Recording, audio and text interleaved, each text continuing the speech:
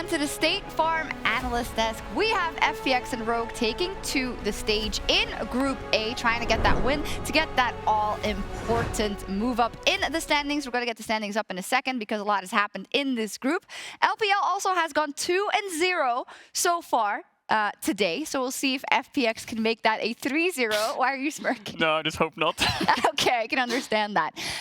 So let's talk about Rogue and FPX, starting with Rogue, who yesterday also had a tall task. They were up against the world champion, Damwon, and after a horrific start, somehow pulled that game back, but that doesn't buy you anything, Cadril. Yeah, the top side was horrendous. You know, Odoamne was playing the Graves, he was getting perma-dove, forced off waves. Top side was absolutely lost, but luckily for Rogue, bot lane was actually winning, and Hans was the biggest part to keep them in the game, and almost win them the game.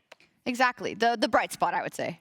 Well, and I think against a team like FPX, who has not shown Rogue's similar meta read, I think Rogue actually has quite a good meta read. And I mean, Hansama showing up in this mid game was absolutely massive for them. Obviously, you know, there were some missteps by the Damwon bot lane, I would say. However, like, Hans is definitely the player that you want to look for, and also the meta right now that we're seeing with the bot side 2v2 actually suits Rogue really well. Like, as what we've seen from this tournament be successful, I do think suits their playstyle very well. And they also seem to have, like, and I know Odo said this in the interview, but they seem to have fixed, you know, the Rogue time meme, where their communication in the mid game has actually really impressed me compared to what I saw from them in the LEC playoffs. Yeah, and Vedius was talking to me about this group before Worlds even began, and he was like, I'm going to make a bold statement. Hans is the best AD in that group. And I was like, the more I thought about it, the more I slowly agreed. But between him and LWX, I think this is the best bot lane matchup we've got. That I think that's a good one. We can just watch the bot lane and see what gives us the answer, right? Oh, Vedius on that Hopium. It is strong. Regardless, Hansama had a good game. And let's talk about FPX now, because FPX did not have the easiest game yesterday either versus Cloud9. Some would even say they should have lost that game rather. Emily, what did you make of the FPX that we've seen so far? So let's just say I strongly dislike their read on the meta thus far. I like comparing them to Rogue. I don't think they've shown as strong of an understanding of what picks have been strong thus far. And additionally, I think that it's also a lot different than what we saw from them in their strongest games in the LPL, right? And I've talked so much about how important it is that Tian is helping facilitate things. He's having a pretty rough tournament thus far, and then getting Crisp unlocked from that bot lane and targeting bot side so they can do that, I think is something that we haven't seen from them yet, because that's really important to ultimately unlocking Doinb and having him roam to sides and having them be able to play to their style. And if you look on your screen now, that was 2019, the year that FPX won Worlds. They were 4-2 in that group, right? Best of ones, they weren't so hot. They lost to J-Team. 3 games against Splice, they lost 1, and in one of those games, Splice was winning. It was a Viego bot from Kobe, I believe. They're actually losing that game, FPX. So not the hottest best of one team. I agree with Emily. They're not coming out the gate swinging. I think that they have a bad read on the meta. The Jarvan early rotations, 2 games of Tian, who I think was really struggling in the finals too, is showing kind of scratches in the armor of FPX. And I think this is going to be a very close matchup, right? C9 almost beating them, Damwon demolishing them. This will tell a lot about the group. Yeah, scratching maybe towards the meta and not knowing exactly what to do. But regardless, this is still a phenomenal team in FPX. I think we saw for both teams, though, that going into the draft, there are options here, right? I think the blueprint shown in the LPL by EDG, for instance, to take Doinb off his strongest roaming champion so that he doesn't impact the map as much, as well as try and stabilize the top lane.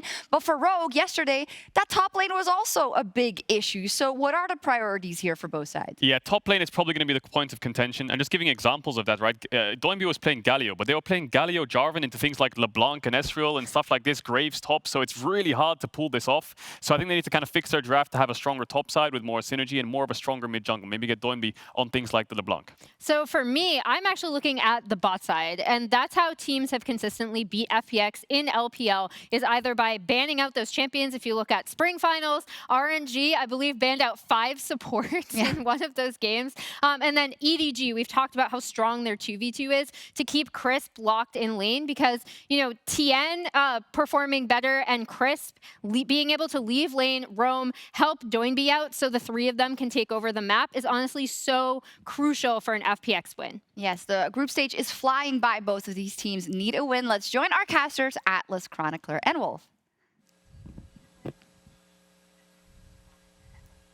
Thank you so much, Sharks, as per usual. Welcome back, ladies and gentlemen, to LOL Park as we prepare for what could be a very interesting game between these two teams. I want to go off the back of, talking about FPX and throw out a bit of a fun fact, a little bit of a stat here. I'm going to try my hand at a bit of color, which is not necessarily my forte, but here we go.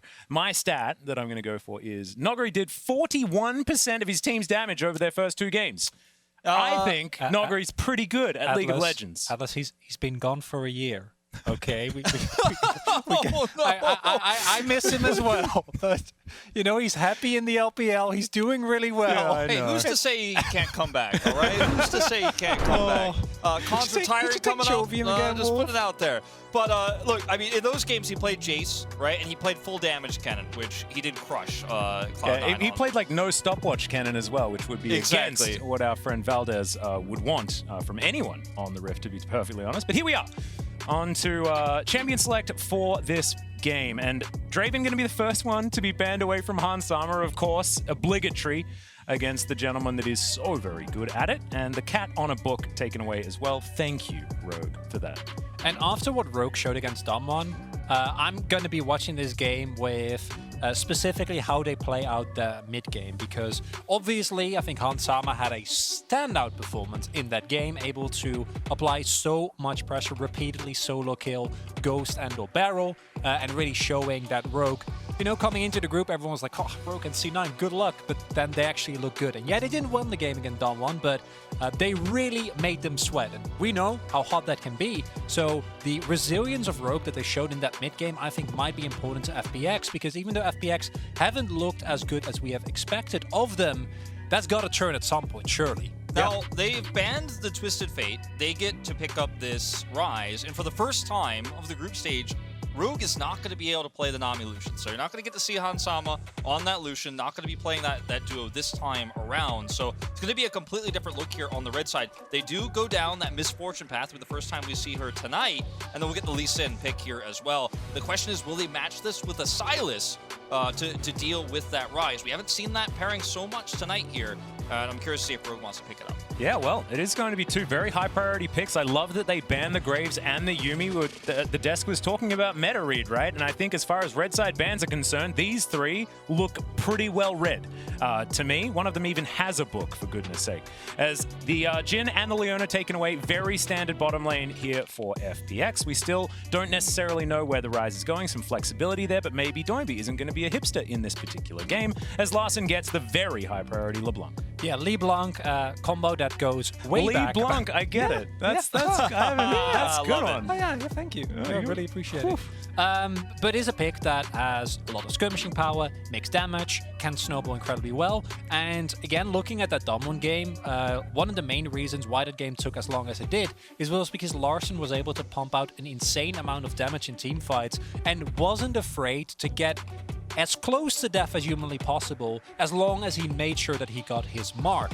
And against FPX already, like with that Jhin, we've seen a lot of teams really kind of revert back to what we saw in 2020 so often, kind of leave the Jhin on his own, he's fine, and once a skirmish breaks out, he'll just get the curtain call going, maybe throw out a W, and a team with as much mobility as this, I think, can really threaten that Jhin, and if you are able to do that consistently, should work out very well. Now, I like this Nami pick because it's something, well, not necessarily going to be locked in here. There's a lot of CC that they're looking for. Obviously, the Rakan and the Rel, 2 great ways to set up bullet time, especially in team fights. You can see it in lane as well, are taken away. So looking for another engaged support here. It looked like we'll actually go with the safer Braum pick in the end. Wow, Trymbi cycled through so many fun champions and then landed on Braum. Yeah, it was like the ultimate buzzkill there, but... Yeah. A little bit of a shame. Speaking of fun champions... Yeah, let's see whether it is just going to be... Like, this would be extraordinarily cut and dry here for FPX if they lock away something like a Jayce here for Nuguri. That would put the Ryze, of course, in the hands of Doinb, definitely his most famous champion. And Tian, thinking about the Viego here as well. And I feel like in the last game that we saw, very standard drafts to come through from LNG and from the Mad Lions. And FPX have done the same thing once again, with Rogue following suit. Let's see whether there's going to be an interesting one here for the last pick, as the Rumble is going to be locked away. I love Equalizer and Bullet Time. That is a cool combo. Incredibly strong combo, and I have liked the Viego into teams that are really have a strong type of early skirmishing draft, right? That are really looking, or even if they don't get a draft like Fnatic, they'll just go for it. You know these teams, you know that they want to skirmish early, but picking it into a Braum, as well as a LeBlanc, which I think is a really strong 2v2, to me is a risk. The laning phase for Rumble into Jayce, I think, can maybe get punished by Nuguri, who we know is incredibly comfortable on this champion. But in terms of team fighting power and overall comp, I think that Rogue have something very similar to what we saw when they played against Doinb. There's a lot of mobility here, a lot of threat, but also good team fighting. And if you don't fall too far behind in the early to mid game, this comp can do basically anything you want it to do. Yeah, I feel like Rogue is going to have to take a lot of these fights somewhat defensively later on, too. Yeah, in the early game, you could definitely have a lot of power. You can look for a little bit of skirmishing with that Lee Sin pick, but Bullet Time doesn't have a lot of great setup for it in this composition. However, if you do look to take these fights defensively, control vision around these choke points, you can use Bullet Time as a disengage when you do see that Viego come through. But there's a lot of range here on the side of FunPlus Phoenix, so I have to say I like their draft better. It looks stronger in terms of the ability to control laning early, scales up pretty well, a lot of range, a lot of consistent damage. Yeah, I like it as well. And I feel like it is just going back to basics as well. Like, Tian, he had 2 games on the Jarvan, and then he's like, all right, that didn't work. Guys, let's just do things that we know are good. Doinb goes to Ryze, obviously his default champion. Nuguri on Jayce. Of course, everyone in the world knows how ridiculously good he is at this champion. And LWX and Crisp on a very standard bottom lane. Crisp with a whole lot of roaming potential, can affect the rest of the map and just be basically unkillable because Leona is pretty silly when she presses her W. I just feel like this is a very standard and solid draft to come through from FPX, and I'm looking forward to seeing whether Rogue's carpet comp can make things work with that Glacial Fissure and the Equalizer. Do you like carpet comp? Does that work? Yeah. No? Yeah. You guys Yeah, okay no, with it? I'm on board. Okay, cool. Thanks. Yeah, I feel it. Yeah. We don't have a think lot it's of good. carpet in Korea compared to when I grew up, so I'm always happy to put more carpet in my I life. just want more carpet. Yeah, just any You more like shag carpets. pile carpet? What, like what? Shag pile carpet. You know what shag pile carpet It's like the is? really high type, right? The really soft. It's like carpet fuzzy. that hasn't had a haircut for 2 years. Yeah. That sounds like a no for me. I don't That's know. hard to clean though. It's impossible to vacuum. It's very, Yeah. it's not exactly the greatest. need But to if get you like get it brand new, you're like, oh my goodness, it's like walking on a mattress. You need like a professional cleaner, I'd imagine. I don't know what It's you need. rough. I've never had a shag pile. I didn't grow up in the 60s, despite how old I am. I didn't quite grow up that long ago. Just a few years shy, Yeah. of course. And you talked already about how good Crisp has been when he's actually able to impact on the Leona. Leona roams have been a big part of the tournament thus far. Not just Leona, but I think she's been the most iconic because of how unreasonably hard she feels to kill at times. And I do actually like the Rogue bot lane in terms of being able to both match the 2v2, because Braum into an engage support is always going to feel good, and MF has been widely considered one of, if not the strongest AD carry up there with Lucian, and the laning pressure is quite strong as Yeah, go there's in. a Zenith Blade, level 1, and we're already battling, but Hansama creates enough distance between himself and Chris, but it's still a bit of a health advantage here for FPX. LWX just dancing grenades across them. Yeah, and with the range advantage here, level 1, MF is really going to struggle to do anything here, so they just have to sit back and wait. She'll, of course, be able to heal up with the pot and the biscuit, but still, really nice trade here for FPX early. Yeah, we saw Hansama go for the... Oh, they're going in again. Yeah, level 2 actually just gained, and Trymbi's going to get taken down. That timing, utterly beautiful, and first blood for the bottom lane of FPX. And LWX, of course. That's why I had W in my brain. Too many acronyms down there, but absolutely fantastic play here from FPX's bottom lane. Yeah, and it ties into Hansama going for the pressy attack and going for double up level 1, which in terms of like trying to get some early poke going, we've seen a lot of Comet MFs as well, which have a little bit more pressure on that first level. Zenith Blade also leveled by Crisp, able to actually get on top of Hans, and early leads for the FPX bot lane are not a good sight if you are in a UFIC, because as we already talked about, Hansama, he was the big win condition for Rogue in their game against Doinb. And then it also ties into if FPX do look weak, it's generally because the bot side is struggling. If they are not on the back foot, Nuguri has Braum on top side, Tian has been able to find his way throughout the entirety of the jungle. Oh, I do think he might get double scuttled here. Yeah, I want to point out this top matchup. You kind of honed in on it for just a second there, but remember, this is a team that against Dom1 Kia played Fiddlesticks into Canyon's Talon, Yep. and now you've picked into Nuguri's Jayce as Rumble. So you're going to have a bad time early. It's going to be a lot about absorbing that pressure because there is a reward at the end if you can survive through the hardships. But as we saw with that pick just yesterday, the Fiddlesticks, surviving through those hardships isn't something that Rogue is able to do so far too much in this group stage with these somewhat niche picks. Yeah, and look, Rumble still works out very, very well when you get to that mid-game as well. And if Rogue can get towards some of these early skirmishes and team fights after that level 6 mark, they can certainly make some things happen.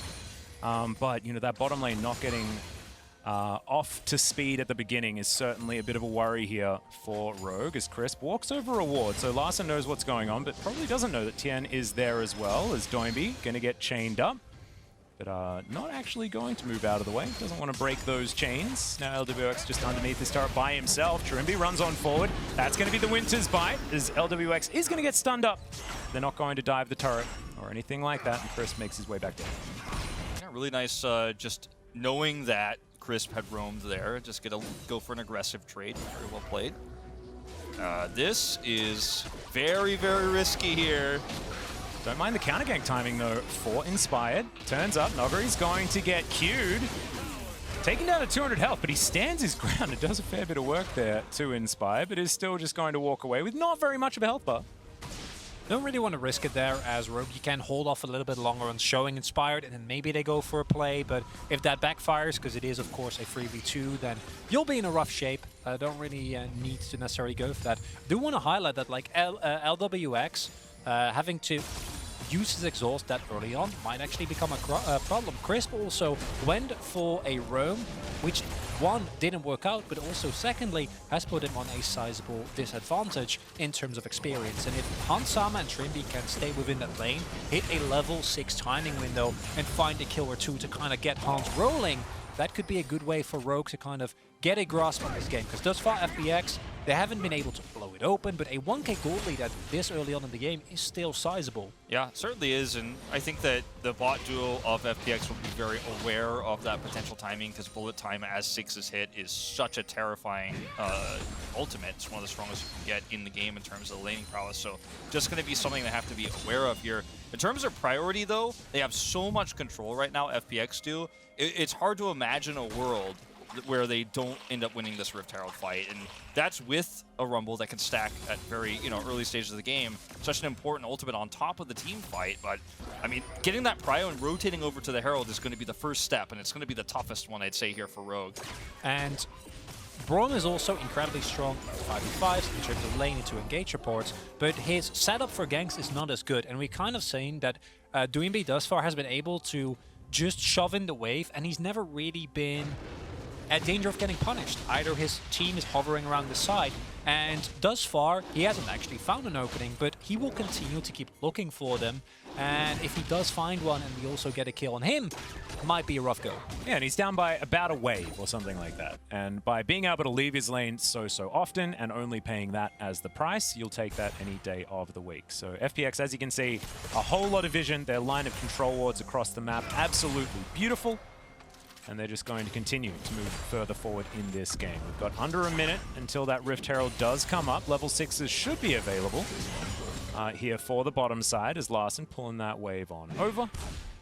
This is that timing you were talking about where they have the level 6 advantage. Crisp is level 4, but not going to be able to actually do anything with it. It's not really that big of an edge on the bottom side of the map there alone. That ward in the river next to the Dragon Pit is going to make it so rotation over from Larssen, who also doesn't have prio, is not realistic here. So unfortunately, there's not really much Rogue can do before this Herald fight. Even having to use the Equalizer here to actually clear this wave is no good for Odoamne, and this looks like a free Herald to me. Yeah, that's really big because that is so much of your potential power budget that you have. The Rumble is known for how strong he is around these early game team fights just because of having the one level equalizer, right? It goes back to what, like season 3-4, what Rumble was picked just so you could secure Drakes. And now that fight, it looks like Rogue still might want to opt into it, but it should be a lot harder. You can see 3 versus 2 there in the mid lane as now Odoamne having to deal with Nuguri. He's just going to combo him. Bombed him away as Crisp now down to about half health as Inspired has to safeguard his way out. Didn't want to go too deep. on that one, as Tian in the meantime is just taking Shelly by his lonesome. Odoamne looking to try and get down here. The flash forward from Nuguri. It's a lot of damage, and that is the Rumble just taking down a solo kill for Nuguri for the second for the game for FPX. But it's not over just yet. Trymbi's still in the middle of this fight as Tian, the Heartbreaker, comes in. The bullet time is avoided. And he gets himself out of there in the form of the Braum. Oh man, that's the dream value there on the Viego to shut down the bullet time there at the end of the fight. And going into this tournament, I was so impressed with Rogue's first Herald and first Drake control. Their setup on objectives in the early game is so good. And this is another one of those scenarios where if they had the proper tools, if they had that equalizer just now coming off the cooldown, this is a fight you can maybe win. The rotation was almost perfectly timed there for Hansama, who's still got that extra push in the bottom lane, but it's not enough because the team fighting is so clean for FPX here. And I mean, it's a really tough scenario now because now the gold lead is going to balloon even further. And while the jungle matchup is better than it was last time, as we look at the new X-Spec replay here, the topside matchup is still so rough as Trymbi. That's a flash, as RGE does have the passive on him, but Crisp is going to make his way in now. Not level 6 yet, so Solar Flare not available, as he does land the Zenith Blade, however. That's a deadly flourish as RGE trying to get some damage down. Trymbi is a pretty beefy Braum. He'll be absolutely fine in FPX. Thinking about a potential dive, but I don't think they're going to go for it. Especially with Inspired still in the area. They know that ult was placed. But as I was getting into, remember the game against Doinb where Khan really was able to get the better end of Odoamne, and we see it similarly here. Nuguri gets his Jayce, they get the counter pick in the Rumble, and then getting shoved in lane and falling behind to a certain extent in CS, I don't think is the end of the world. But then the combination of that equalizer having to be invested just to clear the wave, and Odoamne then trying to roam, match the rest of his team, and help out with a Herald that might have already been gone, only to then get solo killed, meaning that no matter what happens, FPX are going to be up a person, makes it so much harder. And now again, a friendly deficit for Rogue. The Drake goes over to FPX as well. They should be able to just make it out cleanly here. They still have the Herald in the docket. They're feeling good. Yeah, and it feels bad as Rogue, right? Because you've got these high-value level 6s, and it's both the neutral objectives on the map being taken for free by FPX and actually grabbing a little bit extra in that Herald fight. See whether Rogue can continue to move on forward. It's still a good team fight. And of course, if you can layer all of those ultis together, things could definitely work out. As Nuguri, no flash, remember. Larssen looks for the chains, doesn't find them. Is now Nuguri looking to turn it onto Odoamne, but he's just going to get burnt down, and Larssen picks up that kill in the end. Doinb turns up a little bit later. In the meantime, on the bottom side of the map, Rogue doing it again. And I guess, no, it's not a team fighting composition. They're just going to take picks around the map. That's what it's built for, gentlemen, right? Yeah, I mean, if you're able to get these small windows to find mistakes out of FPX, you take it anytime you can. Every opportunity you get, you're going to look for that extra gold. Grabbing the teleport there away from Doinb as well is going to feel like a really nice win here for Rogue. Small baby steps potentially back into this game, but the problem still stands that now the item spikes are starting to get hit. The Eclipse is online here for Nuguri. The next fight isn't going to be any easier, but at least you're one step closer. Clearly has been an inversion of Rogue time. Well, now their mid game is just insane. Because this follows the same pattern, right? And something that I really do have to give them credit for, and that is easy to underestimate, is the mental fortitude of, again, taking such a rough fight, falling behind against a team that coming into the tournament was touted as one as the absolute favorite. And yeah, they've shown weakness, but still going for this respective place is essential. Might get collapsed on now, though. Yep, Crisp going to clear out that ward. Trymbi going to do the same thing, as that is going to be a whole bunch of plates raining down onto FPX. Text Flash to come over there as Crisp just pays a visit. As Hansama battling against LWX. That's the bullet time. He's taken down relatively low, but Nuguri's teleported in. That's the curtain call, and Hansama doesn't have a whole lot of places to go. He's playing some DDR pretty decently here, is now trying to work out when he has the opportunity. He's got the Strut available as well, and he gets himself out. Inspired is here. That was an escape room at like the hardest possible level, and Hansama, he thought all the way through it. Well, I mean, that was actually insane to watch. I mean, this is why this player, Hansama, is considered by many the best AD carry in this group. His positioning is so good, his control is so good. And here we go back to the play that we saw earlier, which was very straight up overextension into a Braum ult. There should never be an opportunity for Trymbi to just hit a Jhin point blank. But the desk was talking about, you know, maybe Hansama, best AD in the group. Well, that sold me. That was incredible. Able to sidestep multiple shots, able to side the shock blast of Jayce, spend enough time so that you can flash over that wall. Whew. Yeah, it was really clean. Really, really nicely done. Only got hit by one bullet. as well of that curtain call. Very nicely done. So certainly making things work as now Doinb takes down the top outer turret. That is going to be the first of the game for FPX. Indeed, a lot of extra farm coming through here. And remember, guys, our final match of the day. FLICKR Dagger against FLICKR himself. 100 Thieves versus T1. It's going to be a banger. Make sure you check it out. As in the meantime, we have FPX versus Rogue. Yeah, it was our Mercedes featured matchup, of course. The big one of the day there at the end. We'll see how that ends up going. It's a really awesome one to conclude the night. As Larssen has actually been able to get away with so much here on the top side of the map, and he's LeBlanc, so that's just how it goes. It's really difficult to punish this champion. Now they're trying to set up here. Chains connect, yeah, Trymbi gonna come on in, but he's a little bit too late, and yeah, Tian was just in the right place at the right time. Caster curse there, I think a little bit. Come on, Wolf, you're better than that. As Inspired looking for it here as well as Tian's trying to keep himself alive. Doinb, though, to protect his jungler, Crisp, roaming up at the same time. Solar Flare's available as well. He can use it over this wall, but he blast cones in instead. Looks for the Zenith Blade, and he will find it. Still holding onto the ult. He still has even more CC available. In the meantime, it's another solo kill from Nuguri somewhere on the map. I think it was on the bottom lane. Everything's just happening all at once here. And you understand the sentiment for Larssen, because he knows I was able to carry almost against Damwon. I am reasonably fed, but flashing forward like that is Nuguri. There's the bullet time, just caught back in, I think, just a little bit. I mean, you've got to be so careful. Hansama is starting to get some extra gold he's not supposed to have in this game. He already is 30 CS up. And this is one of those players, you know, I'm getting a little bit of flashes of doggo from even the play-ins where you give this Miss Fortune too much money, and then suddenly this mid-game becomes free. And it is those opportunities that Rogue need to look for, right? So I understand the sentiment, but even with people that are helping you in the area, you can't flash forward on the turret like that. And how does Nuguri do it again? We'll see. Spinning wave here. Yeah, well, Odo overheats, so he doesn't really get to do anything, and then Nuguri just takes him out. That's a Korean Jayce right there. Yep. I wouldn't have made that assessment if I was Nuguri, you know, like he's down so much more health and he's just like, no, if I hit all of my buttons, does the math in his head, I do, yeah, exactly that amount of damage. Odoamne doesn't really have items online just yet. He's been so bullied in this early game. And it just continues, you know, being pulled off the map like that's going to cost you a lot of experience and cost you a lot of gold. This is going to be another Rift Herald crashing through, extra turret here for FPX. They have so much control over the map now. And these next few objective fights, I mean, as Rogue here, you have a comp that can do well in team fights. If you can set up some picks, if you do that poke damage as Larssen, but he's not really online just yet. Did you see that double up? That was a lot of damage.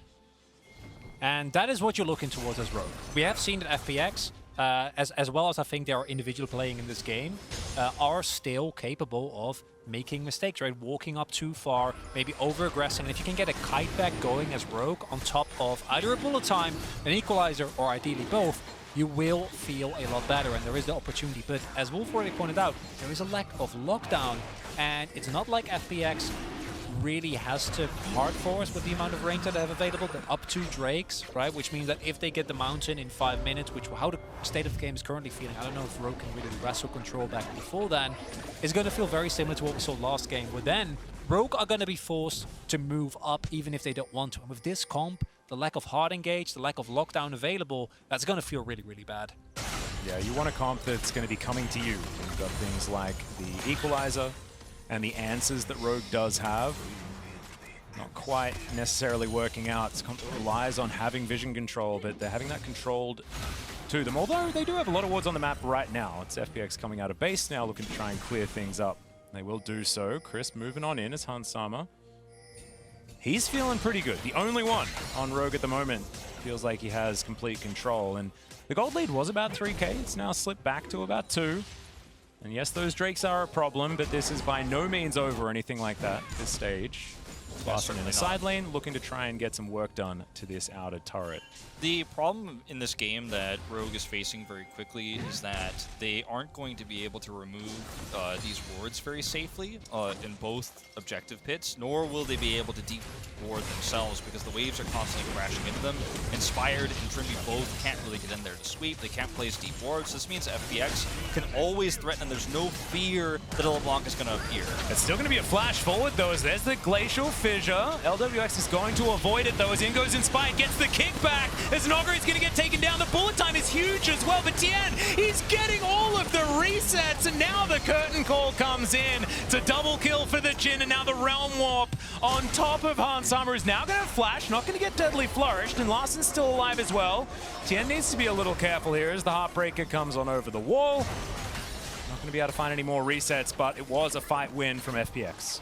I mean, Viego is just so slippery too in these types of scenarios. He can actually chase like that. He's like, ooh, can I get away with this turret as well? Here on the bottom side, he'll not be able to do so, but these are the fights that Rogue are looking for. They have these small windows, these tiny opportunities, and yet still, at this stage of the game, they're not powerful enough to pull it off. And I understand the kind of inclination of Rogue to try and pull the trigger there, but you do see the limitation that they somewhat run into, right? Even if FPX being this far up, it takes Trymbi everything just to get on top of Nuguri and lock him down for a little bit.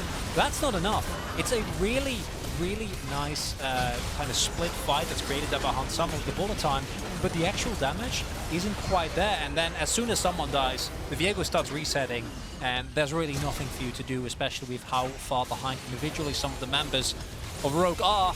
And now you took one bad fight in an opportunity, didn't really have to, and now that subsequent Drake fight in 2 minutes, 4k gold behind, giving over a Mountain Soul point against an FPX is not going to be a fun time.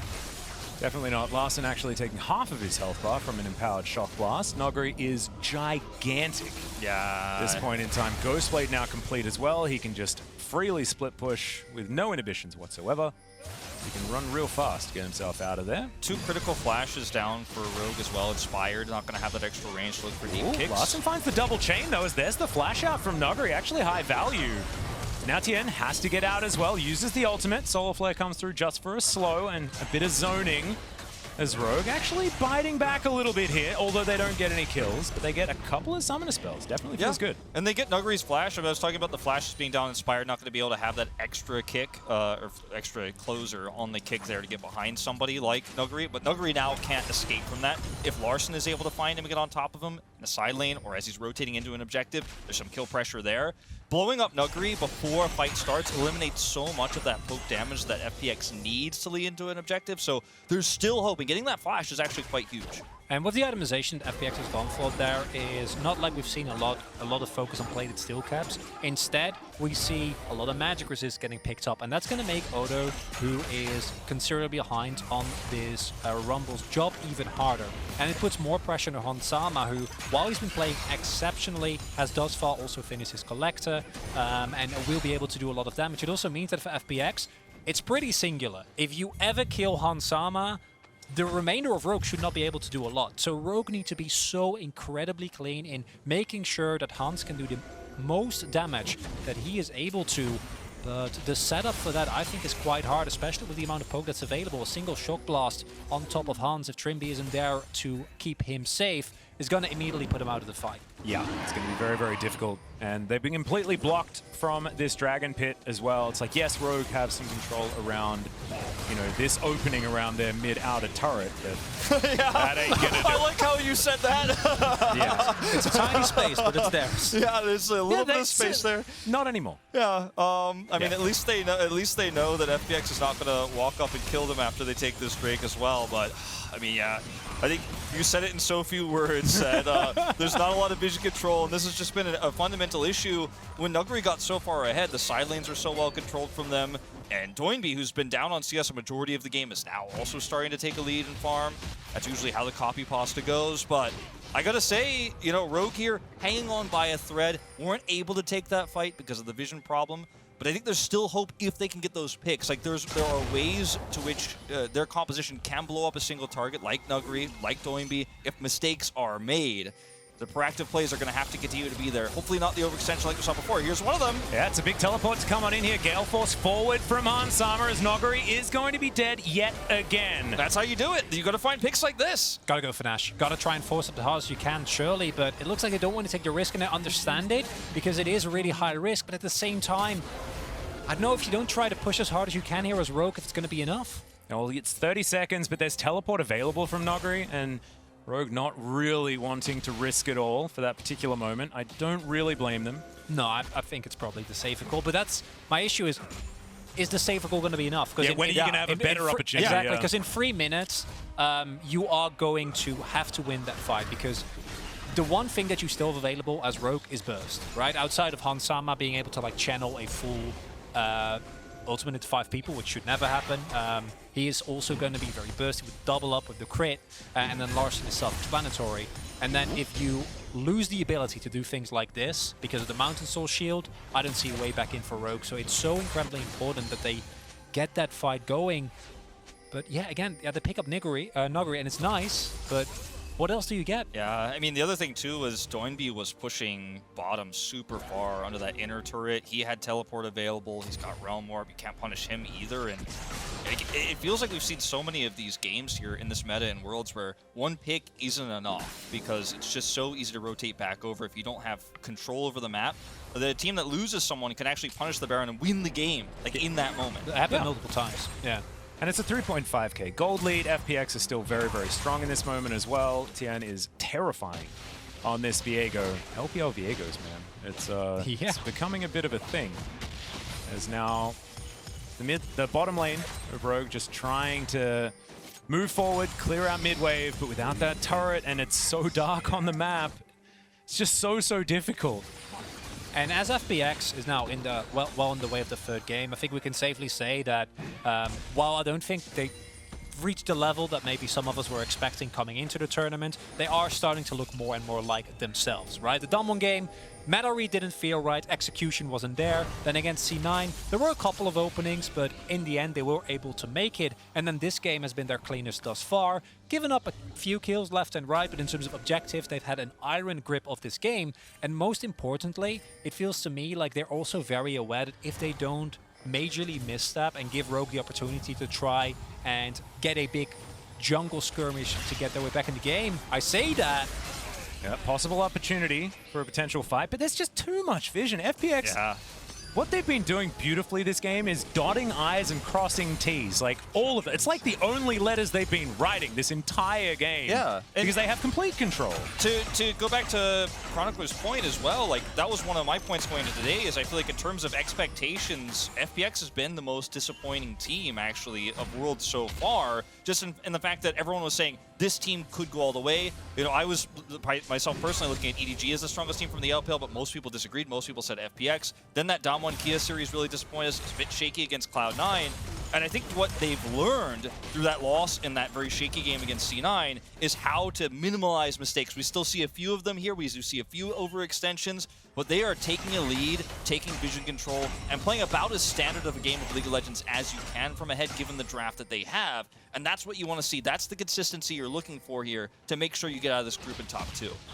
And in 30 seconds, it's going to be the fight that very possibly might decide the game. If Rogue don't blow it open big here, if they don't get the big bullet time, the equalizer, backline access, I don't know if they're going to be able to get away back into this game, Atlas. Yep, and FPX, they're just going to grab control of that mid wave, brute force it, and now move in towards this river. 10 seconds to go. Nuguri on the bottom side of the map, looking to pick up that minion wave. Rogue moving on over. They are on top of that control ward. They have to get here. They have to try and stop this. This Mountain Soul is going to be absolutely massive for FPX. Make it rain coming on down. Crisp.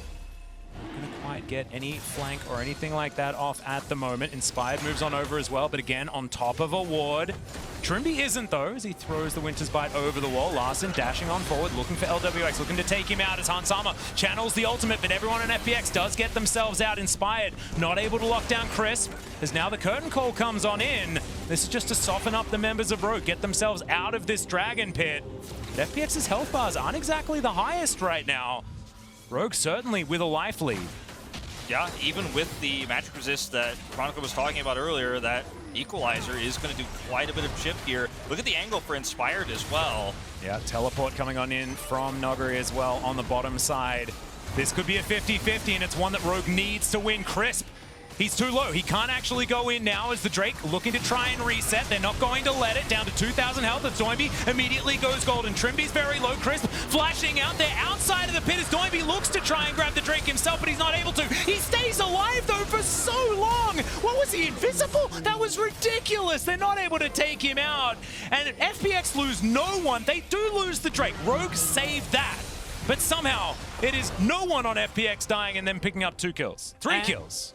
And I don't know if that's worth it, because yes, as you point out, you've staved off immediate defeat, but giving over a Baron to FPX with the amount of seats that they have available might be just as bad, and that is the reward that FPX have rightfully earned after how strong their early game has been, how they've been able to play around their dominance in multiple lanes, pick up the Baron, increase their gold leads. Looking rough for Rogue. I mean, also FPX just with such discipline in that fight, they were willing to give the Drake to look for the team fight win instead, which is, it's a win-win scenario for them. And going back to, is it worth it for Rogue? You don't really have good options. Both choices you have no are choice, bad. right? Yeah, exactly. Both choices are bad. So what do you really do here? But I really appreciate that FPX don't just go, well, they don't pull a Gen G and kind of walk away from the Drake and say, well, we're going to give the Drake and we're just going to walk away from this fight. No, they go all in on this, because even if they fail this and lose the Drake, this is still a very recoverable situation, but they deal with it so well. Look at Doinb on the side here. Survives with so few health and still helps turn this fight around, as Nuguri is very happy to clean up house. Yeah, it was like half a health bar. Half a health point for Doinb, and just Larssen didn't auto-attack him, wasn't quite able to make that one work out, but wouldn't have even mattered, right? Even if he falls down, it's still a win for FPX. And here you see a lot of the elements that have made FPX such a terrifying team is their team fighting and their limits. And we saw this from LNG earlier as well. It's just insane. Like how well aware, how much damage they can take. It's so hard to deal with. Yeah, it's real tough. Now FPX looking to push 1-3-1 available here with both the Jayce and the Ryze. Pretty fantastic in the side lane, pushing on forward. Zoe going to be waving sadly here. Yeah, the Red Bull is going to power. bounce forward. Red Bull power play is ticking up here. I mean, Rogue, it's do or die time right now, and Oh my goodness. look at the damage your 2 backs channeling right now, but FPX have such a free push. Doinb's on the side lane, Braum warping forward. They want to end this game very soon. They can force a fight this way, and if Rogue don't respond, they slowly lose the game. And the problem of having 3 soul points is that you only need to get 1. Yeah. You know, like, okay, the first one didn't work out. Who cares, says FPX. We shove in multiple lanes. We're going to fight these turrets. If we get an opening, cool. If not, just need to win the next fight, and we will be still in a prime position to take over this game. And now for Rogue, like, what are your angles to get back into this game? I think it remains the same. You need either someone on FPX to misstep, get blown up by a combo of Larssen and Hansama, finding maybe a double tap, a chain, a combination of that, or walking into a multi-man old layer combo. I mean, look at the items too. X-Drinker's up now for Nuguri. So Doinb's got his Banshee's Veil. Killing him even in this scenario is not very easy to pull off. In fact, he's Is going this to trade not back. even possible? As there's the flash out from Hansama. He channels the bullet time, but Doinb was nowhere near it. He's able to get himself out of the way. Had no flash available, but he's still going to be all right. The curtain call comes in. That is going to be the Gale Force, getting Hansama to relative safety. Trymbi not going to be so lucky. He's got a big door, but unfortunately he doesn't have his life. And FPX with 5 members on the top side of the map think that this is their avenue into the Rogue base. Certainly looks that way, even though we've had some Stormtrooper shots here for LWX this game. You think I was saying Rebel? No. I can't let LWX take credit for missing those. That's Hansama going full Luke Skywalker, making sure that all of them miss. But as you point out, I don't know if it will matter. I certainly don't think it is going to matter, unfortunately, at this stage. This is looking like the beginning of the end. It certainly is, as the Nexus turrets now under fire. Okay. FPX not going to bite off more than they can chew. This has been very disciplined. I mean, outside of Nuguri dying all the time in side lanes, but we know that that's how a lot of teams with Nuguri win, is by Nuguri dying in side lanes and then the rest of the team getting advantages. He's been doing it for, what, like 2.5, 3 years at this point? It's a tradition. He's made it a strategy. Yeah. Well, I gotta say, though, we've seen both the extremely disciplined FPX in this game but also the pull the trigger, be aggressive, and absolutely all in team fights side of FPX in this game, and usually get one or the other, which leads to a weak side, but not in this game, not in this particular case. But FPX did make a mistake here, because by pushing so hard and not actually getting anything, they've given Rogue the opportunity to set up a vision line around this dragon. Inspired is in flank position, and do not forget how dangerous this teamfight still can be. And this time he's actually unseen on the vision that FPX has. So this is going to be very, very important. In fact, they're a bit lax on the vision, to be honest, but they get that ward over. Larssen is spotted. And FPX just setting themselves up here in this river. There's another curtain call to come on forward, and Inspired's going to step on the trap. And he doesn't have the smite in this pit. That was very, very strange. He was looking for the flank. Instead, he tries to brute force it here as the bullet time comes down. But Doinb has the best item in the game, and he's going to be completely fine now. LWX able to walk on in with guns blazing. It's a double kill so far. I believe that's the triple, as the teleport is going to get Larssen back to his base. But Nuguri's there first, and he's looking to take down these Nexus turrets. This, I think, is it, ladies and gentlemen. FPX, they're going to be able to grab themselves the Mountain Soul, and then they'll finish off Rogue. That was very cute from Nuguri as well, as he gets the solo kill to finish this one off. FPX looking so much better in this game. Move to 2-1. Yeah, a lot of discipline in this game from FPX, and I really love to see the change in their playstyle. Humbled by those first two games, I think, in a lot of ways. And for Rogue, I think a lot of people criticize some of the team fights they decided to take to the mid to late game. But as we pointed out several times, lose-lose scenarios make you look bad no matter which one you take. So a lot of those fights they were desperate to take, and they had a composition to where if the itemization wasn't as good as it was for FPX, you do get those picks, you do get those blow-ups on targets, and maybe they could have had that miracle comeback. Just wasn't meant to be. And as you pointed out, has FPX been perfect? No, but neither have Damwon, right? Who are also, even RGE have dropped the ball left and right, but they're still able to pick up the wins. At the end of the day, they're 2-1. They look to be scaling very nicely into this tournament. And for Rogue, this feels painful because it's such an important game, right? Like now you are gonna feel, or gonna get out into that second round robin feeling a lot less good, especially after that Damwon game. You felt like maybe this one was attainable. And individually, I still think there were a lot of highlight performances. Of course, we're going to talk a lot about Hansama, who had some ankle-breaking plays. But even Larssen in the early game was able to exert a lot of pressure.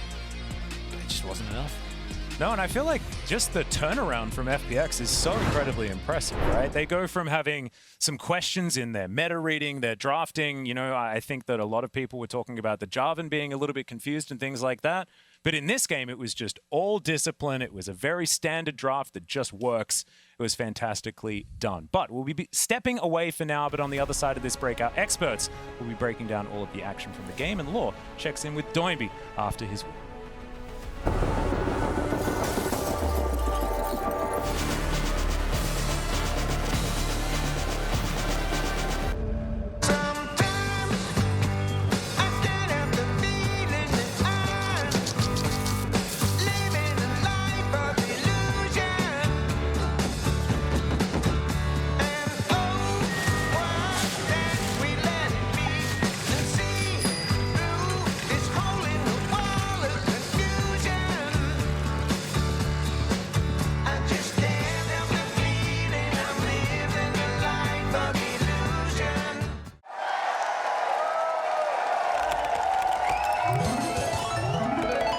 Red Bull gives you wings.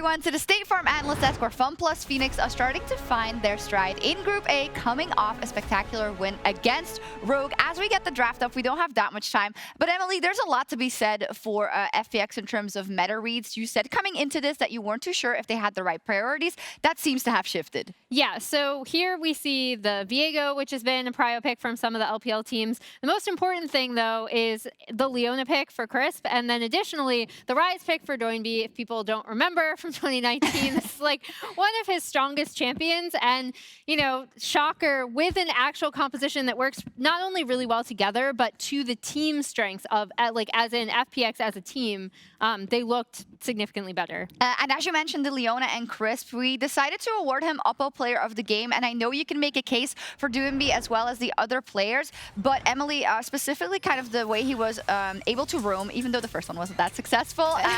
Besides that, this has been a huge influence on this game and on this team in general. Yeah, and I said unlocking FPX as a team really starts with Crisp for me because of the way that, so first of all, they get this bot side 2v2 kill, which is what allows him to roam mid, and pairing him up with him, Doinb, and Tian is so important to the team's success. Yeah, I think a different FPX we're seeing here. I only thought the top winning lane they had was top lane, but mid wasn't punished from the mid jungle of Rogue. Bot went in favor of them from the 2v2 from Crisp. Really good mechanics, Eing in the second levels up to punish Rogue's bot lane, and from there he was just doing well in team fights. And really a measured game, I would say, coming out of FPX, even after they got the initial upper hand. They just played out the game the way it is supposed to play out, and Rogue wasn't able to get the upper hand. Only one win left for them in this group, and FPX with another win. But we're heading over to Lore, who's standing by with Doinb. Thank you very much, Shox and Doinb. Thank you so much for joining me for this interview. I want to talk about the adaptations compared to the C9 game, because this game was very methodical and slow-paced compared to the game you had against C9. So, yeah, what kind of adaptations did you implement into today's victory? 那首先恭喜你们获得本场比赛的胜利。那也想问一下，可能你们在 C9 打完 C9 之后，你们做的一些调整，因为感觉你们今天好像整个的节奏更平稳、更缓慢一点，而且打得更稳扎稳打，所以能问一下进行了哪些调整呢？ 其实也没有什么特别的调整吧，这就是 FunPlus 的打法，我们是一直都是这样玩的，只是因为小赛开始前1-2天吧，当时打训练赛的时候，可能选了一些不同的，就是我们第1天、第2天选的阵容吧，然后当时效果很不错，然后只能说上当了，就被骗了吧，然后当时觉得哦，其实这个阵容应该比我们之前玩的更好，然后比赛选了之后发现。 哦，训练赛跟比赛还是有点不一样，然后我们还是回到之前的我们打法，我们最喜欢的，我们最想要的，然后我们今天选的算是比较我们最喜欢的、最擅长的阵容吧。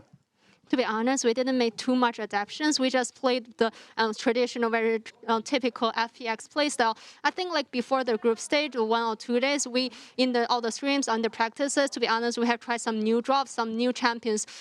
But to be honest, we feel like based on the on-stage performance, it's not that good. So I really feel like all the streams and also for the competitive tournaments are totally different. So I got this kind of feeling. So we just return back to the traditional FPX playstyle and to pick the drop that we're really comfortable with. So with that, we were able to have a very clean victory with our FPX playstyle. Back to the basics, indeed. And I remember that in 2019, the team took a bit of time to ramp up and got stronger throughout the tournament to finally get the victory and become the world champion in 2019.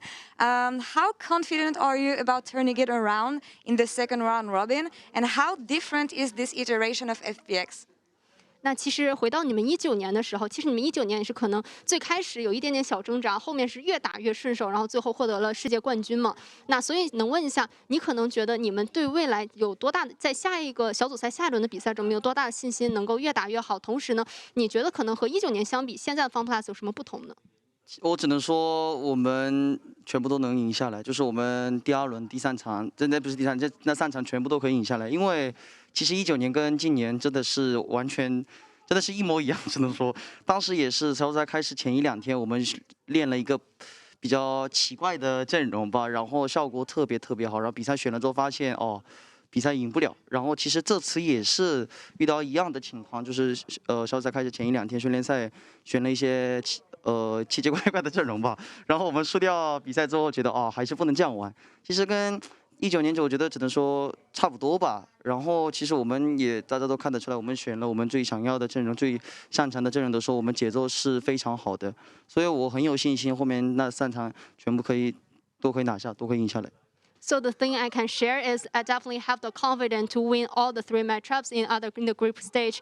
So I want to share a story in 2019 because we have the same kind of scenarios. Like before the group stage, we tried some very weird drops and weird picks, and we got a very good result in our practice. So at 2019, we just showed those drops on stage, and you can see we didn't have a very good result. So we just do the same thing for this year, and also you can see. But I really feel like if we just chose a drop that we have the confidence on, or we can be very comfortable with, definitely we can have a very easy win.